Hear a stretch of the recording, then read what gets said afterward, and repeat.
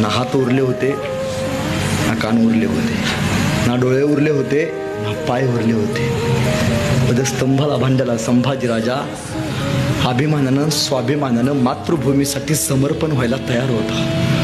हापशे जवळ आले, संभाजीराजांच्या जवळ आले. हापशेंनी तलवार बाहेर काढली, सप्प करणा तलवार चालवली. संभाजीराजांची गर्दन मातीमध्ये खाली पडली.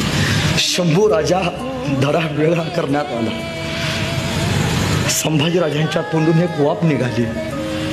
वाफेबरोबर माती आकाशात उंच उडाली आणि उडणाऱ्या मातीला माझा संभाजीराजा सांगत गेला, सांगा आबासाहेबांना, सांगा आबासाहेबांना, तुमचा छावा मातीत नाही मेला, तुमचा छावा मातीसाठी मेला.